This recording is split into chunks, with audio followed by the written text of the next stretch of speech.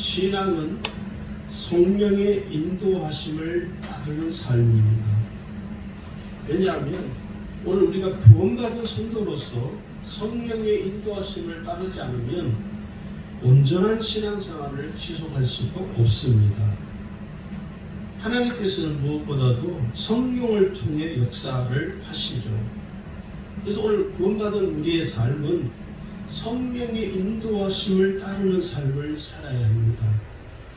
그래서 오늘 말씀은 이 성령의 인도하심을 따르는 삶이 신앙이라는 말씀을 좀 말씀을 드리면서 먼저 그러면 성령이 누구신가, 성령이 어떤 분이신가를 먼저 우리가 좀 살펴봐야 합니다. 사도행전 19장에 보면요, 사도 바울이 이 에베소 교회의 성도들에게 묻습니다. 너희가 성령이 누구인지를 아느냐? 여기 보면 19장 2절에 보시면요, 너희가 믿을 때 성령을 받았느냐라고 바울이 묻습니다. 이 질문에는 뭐가 있냐면은 이 성령을 알지 못하는 이 에베소 교회를 보면서 얼마나 바울이 안타까워 했겠습니까? 요즘 시대에는, 오늘날 한국 교회는 이 성령의 역사하심에 대해서 많이 무관심에 져버렸죠. 그래서 성령의 역사가 무엇인지, 굳이 성령의 역사에 대해서 오늘날 성도들이 잘 알려고 하지도 않습니다. 마치 이 에베소 교회의 성도들하고 유사한 점이 많죠. 바울이 그들에게 너희가 믿을 때 성령을 받았느냐라고 물었지만, 이 에베소 교회의 성도들의 대답이 뭐냐면, 우리는 성령이 계심도 듣지 못하였습니다 라고 대답을 합니다. 성령의 역사를 말도 하기 전에 이들은 성령이 계시는 것도 알지 못했다라고 이야기를 하는 것입니다. 그러면서 바울이 또 그들에게 묻습니다. 너희가 무슨 세례를 받았느냐? 이게 굉장히 중요하거든요. 그러니까 이 교회 성도들의 대답은 또 이런 대답이에요. 우리는 요한의 세례를 받았습니다. 우리는 요한의 세례를 알고 있습니다 라고 대답을 하는 것이죠. 이 성령 세례를 이들은 알지 못했다는 것이죠. 더 나아가서 이 사도행전 19장 4절 5절을 보면요, 바울이 그 에베소 교회 성도들에게 이렇게 말합니다. 요한이 회개의 세례를 베풀며 백성에게 말하되 내 뒤에 오시는 이를 믿으라 하였으니 이는 곧 예수라 하거늘 그들이 듣고 주 예수의 이름으로 세례를 받으니 6절 7절에 가면 바울이 그들에게 안수하며 성령이 그들에게 임하심으로 방언도 하고 예언도 하니 모두 12사람쯤 되었다라고 기록을 하고 있습니다. 오늘 시대도 마찬가지입니다. 우리가 세례를 받지만 성령 세례를 받는 것이 더 중요하다는 것입니다. 이 물 세례가 중요한 것이 아니라 내가 성령을 통해서 세례를 받는 게 더욱 중요한 것이죠. 저는 처음 제가 신앙생활 한 교단이 성결교입니다. 성결교와 감리교는 비슷한 면이 참 많습니다. 존 웨슬리를 따르고 또 성령의 역사를 따르는 그런 교단이기도 하죠. 교회에서 저는 처음 예수를 믿고 어떤 모습이 참 은혜로웠냐면, 부럽고 은혜로웠냐면 유아 세례를 주는 거예요. 교회에서. 그 유아 세례를 통해서 그 부모가 그 자녀를 하나님의 말씀으로 양육하고 하나님 말씀으로 교육하겠다라고 하나님 앞에 소원하는 것이죠.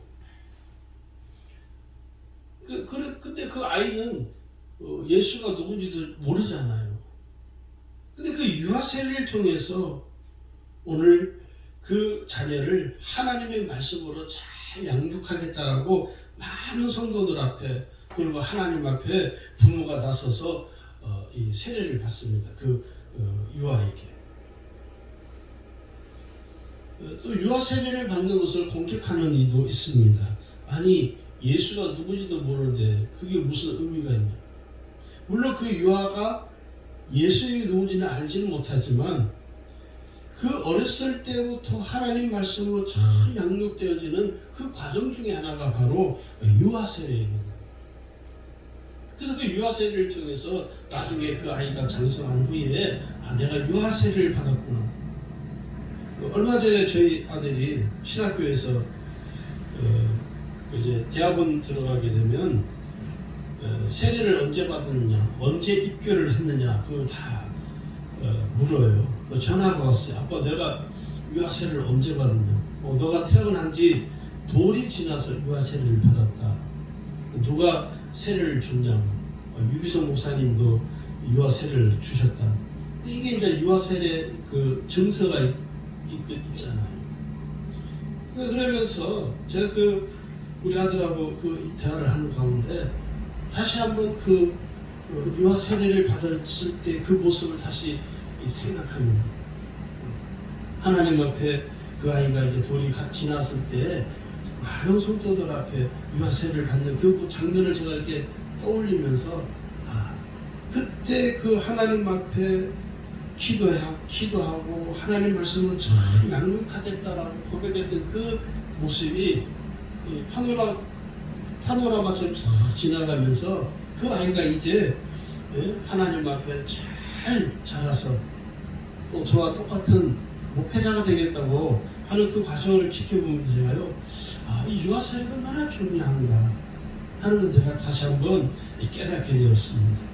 물론 뭐 유아 세례를 제가 이야기하려는 건 아닌데 그만큼 이 세례가 우리에게 주는 은혜가 크다는 것이죠. 그런데 여러분, 오늘 이 바울은 이 에베소 교회 성도들에게 뭐라고 하냐면 성령 세례에 관해서 말씀을 하면서 그들에게 주 예수의 이름으로 세례를 베풉니다. 그런데 그들에게서 바울이 안수할 때 그들에게 성령이 임하시는 은혜가 있는 것이에요. 이게 성령 세례라는 것입니다. 성령을 알지 못하는 그 성도들에게 바울이 세례를 베풀 때 그들에게 그 성령 세례를 받은 사람은 성경 뭐라 몇 명이라고 합니까? 12사람쯤 되었다라고 기록을 하고 있는 것이죠. 오늘 우리가 이 성령이 누구신가를 아는 게 우리에게 너무 중요합니다. 처음 예수를 믿는 분들이 성령이 도대체 누구시냐고 그렇게 질문을 하는 분은 저 아직 본 적이 없어요.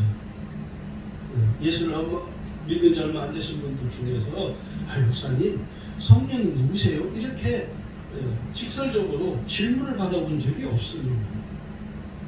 그냥 이렇게 에베소 교회 성도들처럼 성령을 모르는 채 그냥 신앙생활을 하게 되는 것이죠. 그래서 잘못 오해를 하게 되면은 막 방언을 해야만이 성령 받은 것으로 사람들이 오해를 하거든요.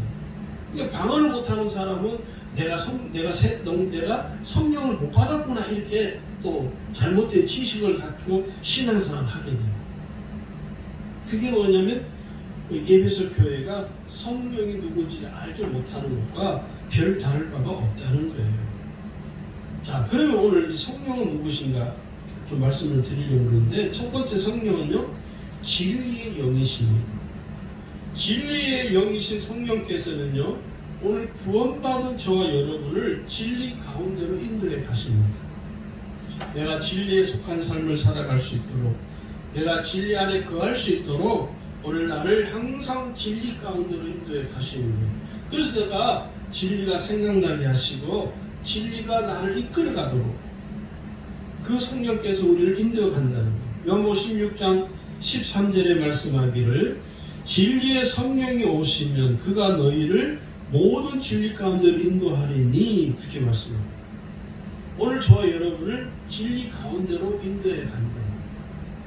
우리가 왜 쉽게 죄를 범하느냐면 진리 안에 거하지 못하기 때문에 우리가 우리 자신도 모르는 사이에 죄를 쉽게 범해버리는 거예요. 그러나 내가 항상 진리 안에 있으면, 내가 항상 진리 가운데로 인도함을 받으면 우리가 그 죄의 유혹을 이길 수가 있다는 거예요. 우리가 이것을 잘 기억을 하셔야 됩니다. 두 번째는요, 성령은 어떤 분이시냐면 구원받은 성도의 심령 안에 내주하고 계시는 영이십니다. 오늘 그 성령이 내 안에 영원히 내주하고 계셔요. 한 번 임하신 성령은 나를 떠나지 않습니다. 그래서 그 내주하시는 그 성령께서 내게 무엇을 날마다 깨닫게 하느냐면 구원받은 은혜를 깨닫게 하는 거예요.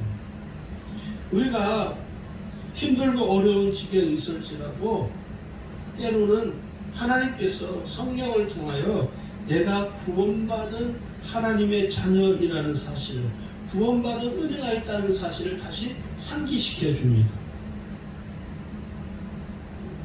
우리가 그렇잖아요. 이렇게 하나님은 내 삶 속에 역사하지 않는 것처럼 여겨질 때가 있습니다. 저도 그럴 때가 있었어요. 내가 목사인데 제가 이곳에서 목회를 하면서 한 10년쯤 지났을 때, 이곳에 온 지 한 10년쯤 지났을 때 그런 마음이 드는 거예요. 아니, 하나님이 나를 주의 종으로 부르셨을 때는 분명한 어떤 목적이 있고 뜻이 있는데 왜 하나님은 내 기도를 들어주지 않는 걸까? 내가 이렇게 힘들고 어렵게 목회를 하고 있는데 하나님 왜 내게 역사해 주지 않는 걸까? 라고 마음이 답답할 때가 있었습니다. 그래서 그 답답한 마음을 가지고 기도원을 찾아간 적이 있습니다. 기도원에 가서 일주일 동안 기도를 한 적이 있습니다. 저기 양산에 가면 감림산 기도원이라고 있어요. 거기서 기도원에 들어가서 하루 이틀 지난 그 마음이 이렇게 가볍지가 않아요. 마음이 여전히 무거워. 그래서 산 꼭대기에 올라가면 바위가 이렇게 있는데 거기에 사람들이 앉아서 기도를 해요. 그래서 저도 이제 답답한 마음에 그 산 정상까지 올라가서 바위에 이렇게 앉아서 있는데 기도를 하려고 그러는데 내 심령 속에서, 내 마음 속에서 그런 질문을 하게 됩니다. 내가 목사이기 이전에 내가 구원받은 하나님의 자녀입니다. 내가 하나님으로부터 하나님의 은혜로 인하여 내가 죄에서 구원받은 하나님의 자녀인데 라는 마음이 생기면서 나도 모르게 눈물이 쏟아져요. 그러면서 기도가 터지기 시작하고 그러면서 하나님의 은혜를 다시 깨닫게 돼요. 그게 뭐냐면 내 안에 내주하고 계시는 그 성령께서 나의 심령이 계속 두드리는 거예요. 내가 구원받은 하나님의 은혜가 있음을, 구원받은 구원의 은혜가 있다는 이 사실을 계속해서 성령께서 나에게 깨닫게 해주시는 거예요. 여러분, 우리가요 구원받은 구원의 은혜를 깨달으면요 모든 것이 해결됩니다. 내가 구원받은 은혜가 내게 있으면요 모든 것이 이해가 되어지고 모든 것이 감당이 되어집니다. 오늘 여기 보면요 왜 그러냐면 요한복음 14장 17절을 여러분 같이 한번 보실까요? 16절 17절을 한번 우리 같이 찾아보겠습니다. 거기에 보면 이렇게 기록이 되어 있습니다. 내가 아버지께 구하겠으니 그가 또 다른 보혜사를 너에게 주사 영원토록 너희와 함께 있게 하리니. 영원히 내주하시는 것을 말씀하죠. 그리고 17절에 가면요 그는 진리의 영이라 세상 능히 그를 받지 못하나니 이는 그를 보지도 못하고 알지도 못합니다. 그러나 너희는 그를 아나니 그는 너희와 함께 거하시며 또 너희 속에 계시겠습니다. 우리 안에 계시겠다는 거예요. 언제까지요? 영원히. 그 내주하신 그 성령께서 내 안에 계셔서 나로 하여금 계속해서 구원의 은혜를 깨닫게 해주시는 거예요. 그래서 오늘 성경 우리에게 뭐냐면 성령을 근심되게 하지 말라는 거예요. 성령으로 하여금 근심하게 하지 말라는 거예요. 여러분 근심하는 마음을 갖게 되면요, 마음이 우울해지거든요. 왜 우리가 마음이 기쁨이 없느냐면 근심하기 때문이죠. 근심하는 사람의 이 얼굴에는요, 웃음이 없어요. 그 성령께서 내주하시는 그 성령이 우리 안에 계셔서 우리로 하여금 끊임없이 우리를 기억하게 하는 게 뭐냐면 구원의 은혜를 깨닫게 해주신다는 거예요. 그 다음에 세 번째 성령은 어떤 분이냐면 보혜사라고 성경은 기록을 하고 있습니다. 이 보혜사는 원어를 해석하면 무슨 뜻이냐면 변호자, 돕는 자, 중재자, 위로자라는 뜻입니다. 성령이 오늘 우리를 위로해 주시잖아요. 우리가 사람한테 위로를 받는 건 한계가 있거든요. 사람이 나를 위로하는 것은 한계가 있습니다. 제가 저희 사모가자 쓰러져서 병원에 이렇게 입원해 있을 때 초기에 사람들이 와서 그 이야기해요. 와서 그래요. 목사님 뭐 힘내십시오. 뭐 목사님 뭐 하십시오. 그런 말들을 참 많이 하거든요. 근데요, 그분들은 위로한다고 하지만은 그 위로의 말들이 제게는 하나도 들리지 않더라. 제가 그래서 그때 깨달았어요. 한참 시간이 지난 다음에 지금은 완전 정신을 차리고 있으니까 그런 생각이 드는 거예요. 이 사람이 어려움을 당했을 때 그 어려움을 당하는 사람에게 위로의 말을 한다는 것이 참 깊이 생각을 해야 되는구나. 정말 이게 그렇지 않으면 오히려 그것이 상처가 될 수도 있겠구나 하는 그 생각을 하게 됐습니다. 사람이 위로하는 거죠. 위로하는 거는요, 한계가 있어요. 그런데 여러분 아십니까? 그 보혜사이신 성령께서 우리를 위로해 주시고 우리의 삶을 변호해 주시고 우리를 도와주시는 하나님의 영이십니다. 여기 이렇게 기록이 됐습니다. 보혜사 그 성령께서 연고 15장 26절은요, 진리의 성령이 오실 때 그가 나를 증거하실 것이요. 나를 증거해 준다는 거예요. 내가 하나님의 자녀인 것을 증거하고 내가 하나님의 은혜를 입은 사람인 것을 증거해 주고 내가 하나님 앞에 기도할 때 하나님 앞에 내가 기도할 때 그 성령께서 내 기도를 증언해 주시는 거예요. 나의 모든 삶을 성령께서 도와주시고 위로해 주시고 나를 인도해 주신다는 거예요. 누구십니까? 보혜사 성령께서 그렇게 역사해 주시는 것입니다. 네 번째는요, 성령은 구원받은 내가 하나님의 자녀인 것을 증거해 주십니다. 오늘 내가 하나님의 자녀인 것을 내가 구원받은 하나님의 자녀인 것을 사람이 증거하는 것이 아니라 성령이 증거하시는 것입니다. 할렐루야. 여러분, 우리가 하나님 앞에 가면요, 나를 누가 증거해 줄 수 있습니까? 내가 나를 증거할 수 있나요? 아니요.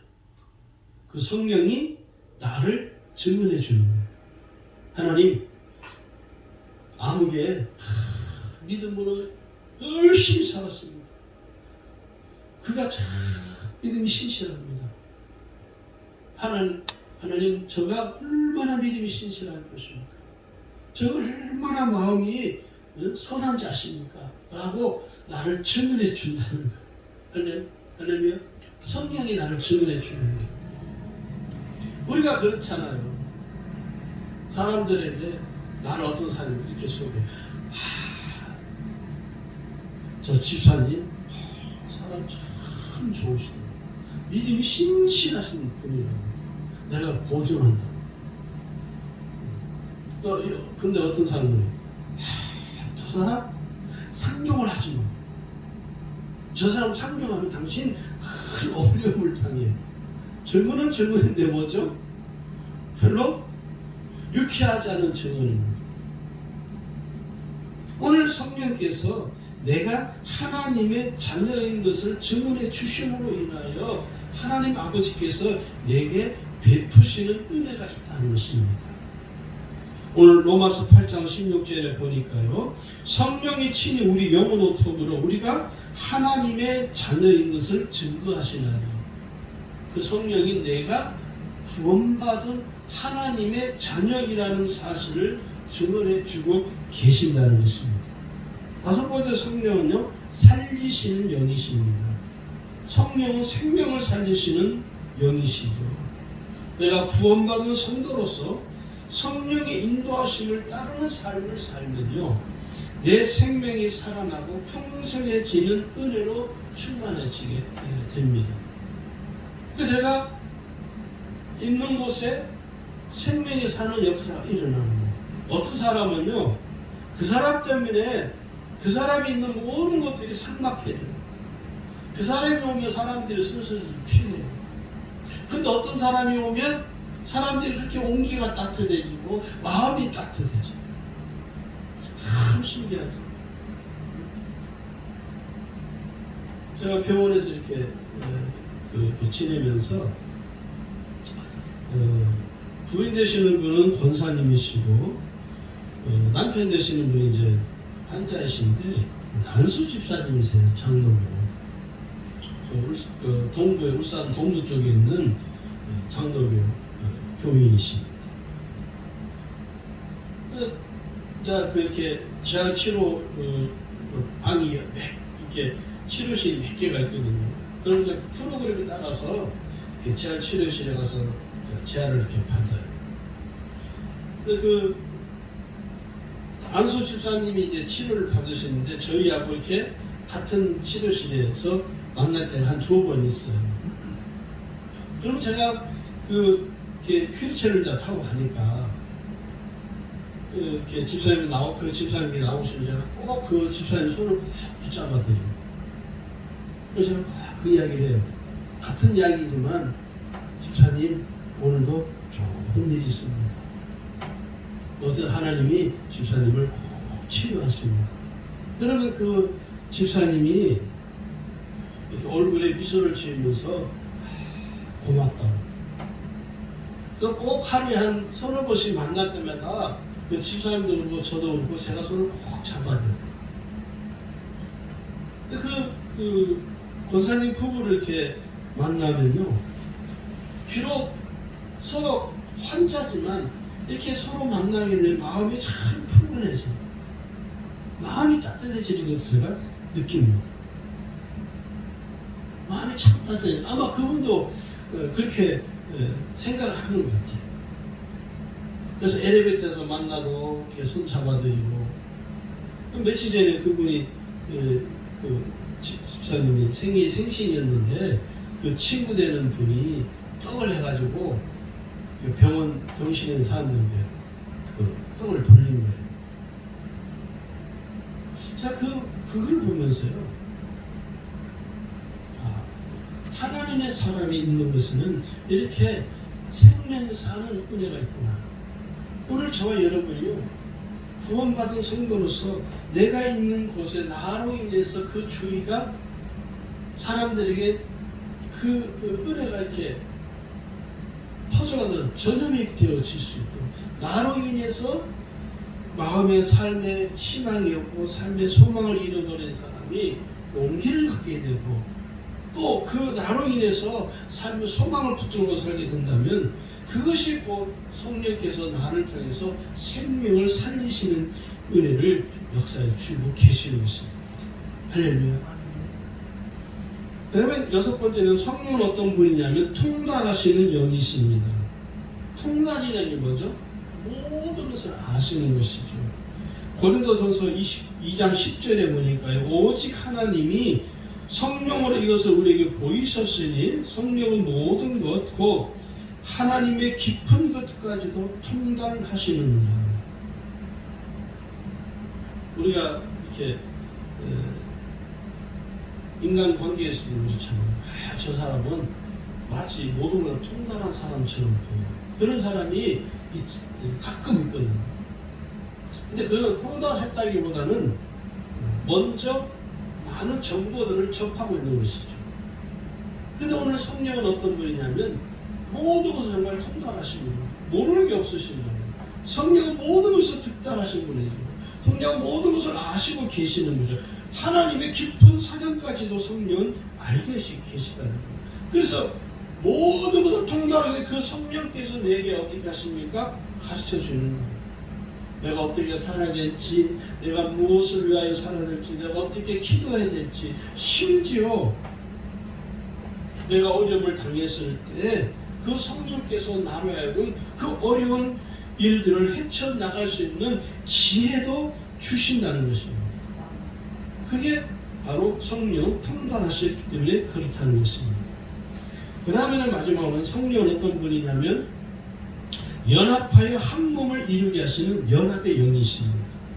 성령은요, 다툼과 분열이 있는 곳에 서로 화해케 하시는 것이죠. 그래서 서로 연합하게 만드는 거예요. 오늘 교회가 연합하는 게 정말 중요합니다. 근데 우리 한국 교회는 연합이 잘 안 되죠.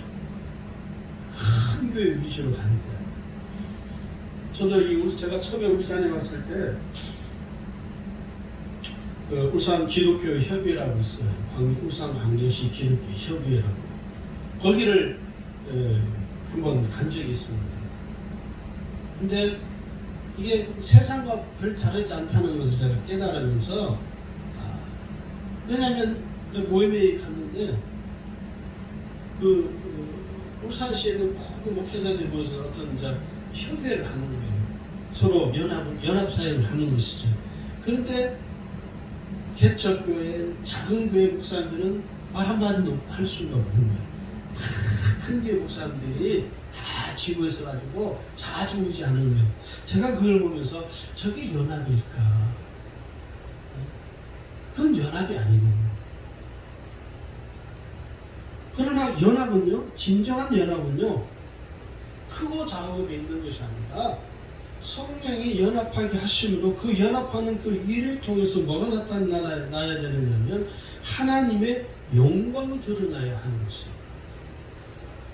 근데 그런 울산만 그런 게 아니라 다른 도시에 이렇게 기독협의에 들어가 보면요, 하나님의 영광이 드러나기보다는요, 큰 교회 목사들의 이름이 높아지는 거예요. 그래서 내가 무슨 울산 광역 기독교 협회 회장이 어쩌냐 하면서 목에 힘 주고, 그거 왜 그럴까요?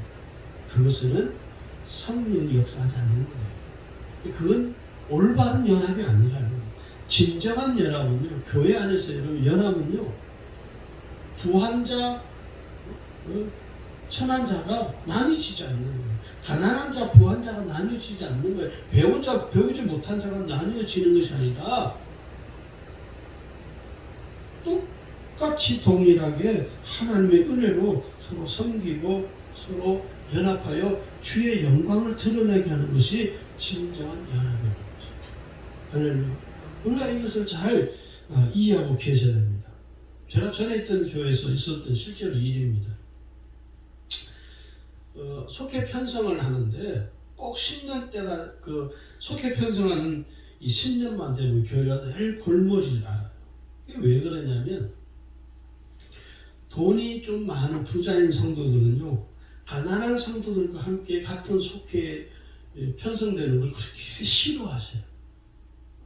가난한 성도들하고 우리는 좀 부하게 사는데 왜 우리를 저런 사람들하고 같은 한 속에 넣어주느냐고 불만이 많은 거예요.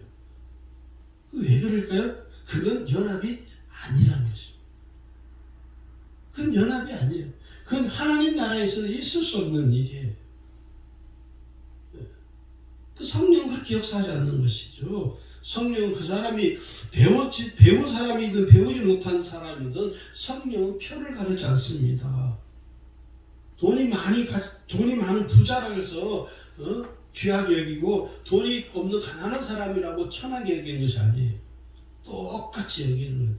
그게 진정한 연합이라는 거예요. 그래서 교회 안에 진정한 연합은요, 서로 빈부의 차별이 없어야 돼요. 빈부의 차별이 없어야 된다. 어떤 분이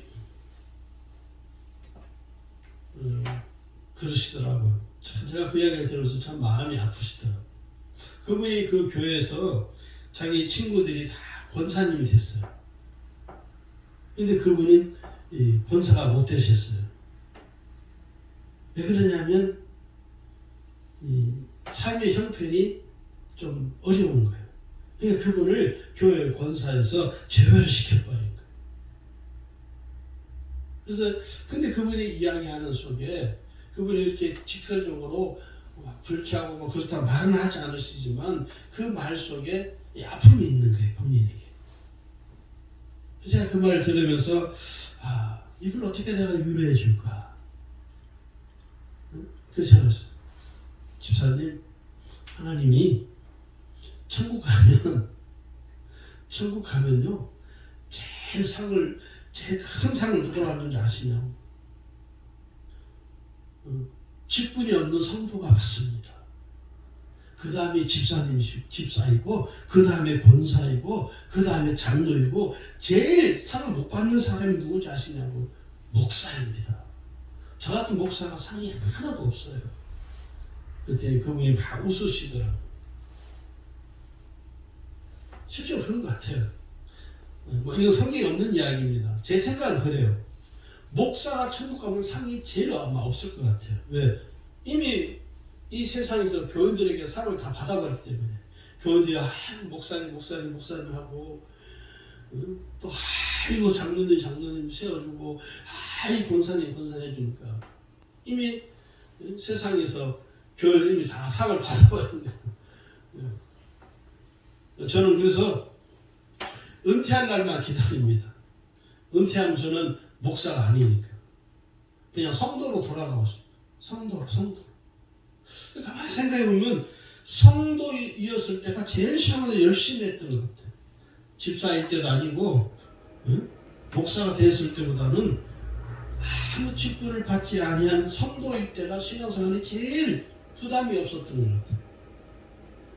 오늘 저와 여러분이 서로 성령께서 우리로 하여금 연합하게 하시는 그 은혜가 오늘 우리 교회 가운데 충만하기를 축원합니다. 자, 그러면 우리가 왜 이 성령의 인도하심을 따르는 삶을 살아야 되느냐? 오늘 말씀의 사실 본론이기도 합니다. 그 첫 번째 이유는요, 구별된 삶을 살기 위함입니다. 우리가 구원받은 성도로서 세상과 구별된 삶을 살아야 합니다. 왜요? 우리는 죄에서 구원받았기 때문에 그렇습니다. 그래서 구원받은 우리가 이 세상과 구별된 삶을 살게 하는 것은 우리의 노력만으로는 한계가 있습니다. 우리가 그러거든요. 자, 해봅시다. 할 수 있습니다. 아니요. 할 수는 있지만 그 할 수 있다라는 의지는요, 한계가 있어요. 오래 못 가더라고요. 오래. 그래서 구원받은 성도는요, 성령의 역사하심을 통해서, 그래서 오늘 성경이 우리에게 뭐라고 우리에게 권고하느냐면 우리가 하나님의 성전이라는 사실을 우리에게 깨닫게 하시는 말씀이 있죠. 고린도전서 3장 16절 17절이죠. 거기 보시면요, 너희가 하나님의 성전인 것과 하나님의 성령이 너희 안에 거하시는 것을 알지 못하느냐.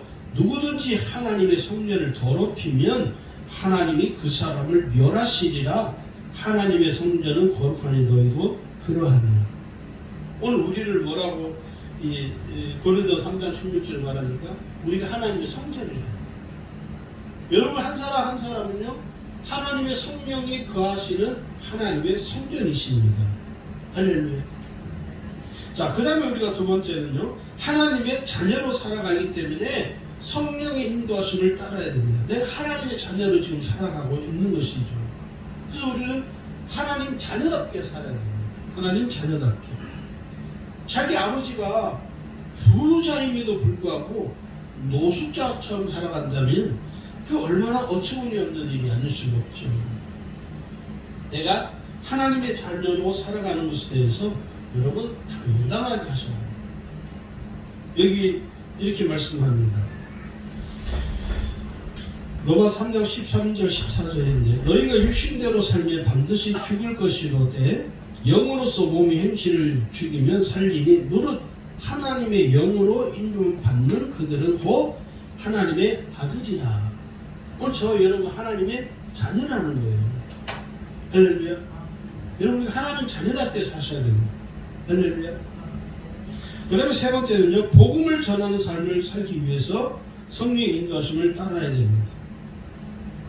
오늘 성경 우리에게 뭐라고 말씀하세요? 복음을 증거하라고 말하죠. 복음을 전하라는 거예요. 무슨 띠를 둘러매고 어깨띠 하고 전도지 들고 자 길거리에 나가서 막 예수 믿으세요. 예수 안 믿으면 지옥 갑니다. 그렇게 외치는 것만이 복음을 전하는 것이 아니라 내 삶의 자리에서 복음을 전하는 거예요. 내가 만난 예수를 소개하기도 하고, 내가 예수 믿기 전에 이런 참 어려움이 있었는데 내가 예수를 믿고 나면서 내 삶이 이렇게 그 어려움에서 벗어났다. 지금은 내가 참 나의 삶이 행복하다. 내가 예수를 만나보니 내 삶이 너무 평안하다. 내가 만난 예수를 전하는 거예요. 마치 요한복음 4장에 있는 사마리아 여인이 예수님을 만나고 난 이후에 그 동네 사람들에게 쫓아가서 자기가 만난 예수를 증거하잖아요. 이게 뭡니까? 복음을 전하는 삶이라는 것이죠. 워낙 성도들이 복음을 전하지 않기 때문에 교회에서 막 무슨 전도훈련 프로그램을 만들어가지고 막 교회 안에서 성도들 그 프로그램에 막 집어넣는 거예요. 왜? 복음을 안 전하니까. 복음 좀 전하라고. 이유가 있습니다. 복음을 전하는 거죠. 복음을 전하는 거.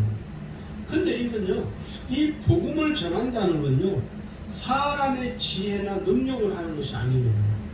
성령의 역사하심으로 성령의 능력을 받아서 하는 것입니다.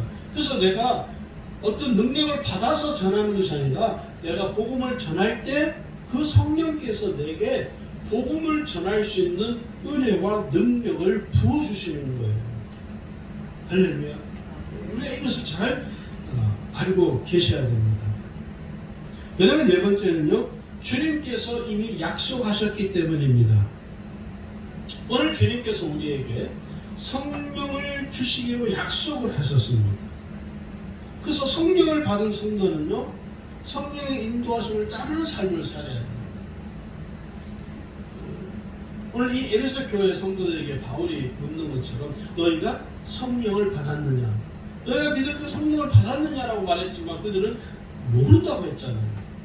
그래서 바울이 그들에게 다시 안수하고 성령 세례를 받게 하심으로 그들 속에서 성령의 역사가 일어나기 시작한 것이죠. 그러면 자 보세요. 그 성령을 그들이 받았습니다. 에베소 교회 성도들이. 그건 뭡니까? 이미 주님이 약속하신 거예요. 주기로 약속하신 거예요. 그러니까 그들은 그 약속을 믿고 받기만 하면 되는 것이죠. 오늘 시대도 똑같습니다. 성령을 받기로, 성령을 주시기로 이미 주님 우리에게 약속을 하셨어요. 그래서 우리가 해야 할 일은 이미 약속한 그 성령을 내가 받기만 하면 되는 것입니다. 할렐루야. 여기 누가복음 11장 13절에 말씀하기를 너희가 악할지라도 좋은 것을 자식에게 줄 줄 알거든 하물며 너희 천부께서 구하는 자에게 성령을 주시지 않겠느냐. 할렐루야. 제가 청년 때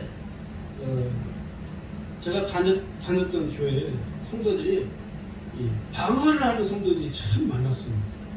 거의 한 90% 했던 것 같아요. 심지어 초등학생도 방언을 했으니까. 근데 제가 예수를 얼마 믿은 지 그렇게 오래되지 않았을 때인데, 그래서 이렇게 초등학생이 방언을 하고 중학생이 방언을 하는 거예요. 그래서 제가 새벽에 기도할 때 하나님, 저한테도 방언할 수 있는 은혜를 달라고 막 기도했어요. 한 달을 했어요. 한 달 동안 기도했는데 방언 기도가 나오질 않는 거예요. 그래서 교회에서 부흥회를 했습니다. 그래서 제 마음속에 이번 부흥회 때 내가 꼭 방언 받아야지 마음에 큰 결심을 했어요. 그런데 부흥회가 다 끝났는데도 방언을 안 주시는 거예요. 야, 얼마나 서운한지. 근데요, 그때는 오기가 생기더라고요. 그래서 그때 내가 방언 받을 때까지 저녁마다 교회 가서 기도해야겠다. 저녁마다 겨울이에요. 추운 겨울. 파카 입고 교회 가서 회사 마치고 집에 가서 밥 먹고 교회 가서 이 의자 이 방석에 올라가서 무릎 꿇고 기도를 하는 거야. 방언하게 해달라. 근데도 방언을 안 되더라고. 안 되겠다 싶어서 여기 목사님 설교하는 강대상에 올라와가지고 여기서 그때는 참 마룻바닥 방석도 없이 그 참 마룻바닥에 무릎 꿇고 기도하기 시작했어요. 한 열흘쯤 기도했나 방언이 터졌어요. 또 얼마나 기쁜지 그때 기도하는데 그 생각이 나는 거예요. 어떤 목사님은 방언 기도를 받아서 7시간 동안 방언 기도를 했대요. 그래서 저도 마음에 나도 방언 기도를 한 3시간 해야죠. 열심히 그냥 겨울에 땀 삘삘 흘려가면서 기도를 했습니다. 속으로 마음에 한 3시간은 기도했겠구나 싶어서 눈을 이제 다 뜨고 일어나서 시계를 보니까 약 한 1시간 반밖에 기도를 안 한 거예요. 그런데요, 일어나면서 마음에 그렇게 뿌듯할 수가 없어요. 그러니까 내가 방언을 사모한 지가 거의 한 2달쯤 다 돼서 하나님이 주신 거예요. 응? 이미 주님이 주시기를 약속한 것이잖아요. 이미 구하는 자에게 주시기로 이미 성령께서 약속을 하셔요. 성령이 분명히 약속을 하셔요. 주님이요. 오늘 우리가요 사모하며 구하면 하나님 이미 주시기로 약속했기 때문에 우리가 성령의 은혜를 경험하게 된다는 것입니다. 왜? 약속했기 때문에. 그래서 복음은 뭐냐? 약속입니다. 약속. 이미 하나님께서 우리에게 약속하신 것, 그것을 내가 믿음을 통해서 그 은혜를 우리가 구하는 것입니다. 5번째는요, 성령으로 거듭났기 때문입니다. 사람이 거듭나게 되는 건요, 사람의 노력으로 되는 것이 아닙니다. 성령으로만 가능하죠. 오늘 여기 요한복음 3장 5절 6절에 사람이 물과 성령으로 나지 아니하면 하나님 나라에 들어갈 수 없느니라. 육으로 난 것은 육이요 성령으로 난 것은 영이니. 오늘 저와 여러분은 성령의 은혜를 통해서 거듭난 사람들입니다. 할렐루야. 여러분 다 거듭나셨죠? 내가 노력해서 거듭난 것이 아니라 성령께서 내게 은혜를 주심으로 말미암아 성령을 통하여 내가 거듭난 삶을 지금 살아가고 있는 것입니다. 그러면 오늘 우리가요 성령의 인도하심을 따르는 삶을 사는 것이 우리에게 너무 중요합니다. 자, 그러면 우리가 이 성령의 인도하심을 따르는 삶을 살기 필요한 건요 한 4가지만 간략하게 말씀드리고 말씀을 좀 맺으려고 합니다. 첫 번째 뭐가 필요하냐면 자신의 삶과 자신의 신앙을 결단해야 합니다. 나의 신앙을 결단해야 돼요. 저는 신앙을 결단하는 것에 대해서 꼭 말씀드릴 때마다 제가 다니엘 이야기를 꼭 합니다. 다니엘은 뜻을 정하고 하나님 앞에 그 삶을 하나님 앞에 결단을 하잖아요. 다니엘 1장 8절을 보니까요. 다니엘은 뜻을 정하여 왕의 음식과 그가 마시는 포도주로 자기를 더럽히지 아니하리라 하고 자기를 더럽히지 아니함으로 환관장에 구하니 라고 기록되어 있습니다. 뜻을 정했어요. 그리고 예루살렘 성을 향하여 창문을 열어놓고 하루에 3번씩 하나님 앞에 기도했다는 거예요. 그게 다니엘이 결단한 것이죠. 캐릴 박사라고요. 세계적 유명한 외과 의사가 있습니다. 이분이 의과대학을 졸업하는 그날 밤에 그분이 이렇게 썼다고 그래요. 나는 나 자신과 시간과 재능과 야망 그리고 모든 것을 주님께 드립니다. 나의 구주이신 주님, 주께서 쓰시도록 나를 성결케 하소서. 주님께로 나를 가까이 이끄질 못할 것이라면 세상적인 그 어떤 성공도 내게 허락하지 마옵소서. 자기의 삶 전부를 하나님께 드리겠다는 그리고 자기의 마음이 하나님께로 이끄지 못할 것이 있다면 그 어떤 것이라도 성공하지 않도록 내게 허락해달라. 우리는 막 성공을 향하여 달려가는데 이분은 그조차도 성공하지 말도록 하는데 허락해달라고 자기를 결단하는 거죠. 오늘 우리에게요 참 안 되는 거냐면 결단이 안 되는 거예요. 이제 여러분 다음 주는 성탄 주일입니다. 마지막 주일입니다. 2022년 이제 얼마 안 남았습니다. 여러분 결단하셔야 돼요. 할렐루야. 결단하셔야 돼요. 그 다음 두 번째는요, 자기의 삶을 주님께 드려야 됩니다. 나의 삶을 주님께 의탁해 할 수 있어야 돼요. 내 인생을 주님께 맡기라는 것이죠. 그리고 자기의 권리를 포기할 수 있습니다. 그게 자기 권리를 포기할 때만이 내 삶을 주님께 맡길 수가 있어요. 그 다음 세 번째는요, 내가 성령으로 날마다 충만하기 위해 결단을 하셔야 됩니다. 그리고 마지막 네 번째는요, 나는 예수님 한 분만으로 충분합니다라고 고백할 수 있어야 돼요. 그래서 우리가 성령의 인도하심을 따르는 삶을 살기 위해서는 세 가지가 꼭 우리에게 필요하다고, 이 세 가지가 결단이 필요하다고 여겨집니다. 첫 번째는요, 나는 예수님 한 분만으로 만족합니다. 두 번째는요, 나는 예수님 한 분만으로 충분합니다. 그리고 세 번째는 나는 세상의 그 어떤 것도 내게는 예수님보다 중요한 것이 없습니다. 저는 이 세 가지를 오늘 저와 여러분이 고백할 수 있기를 주의 이름으로 축원합니다.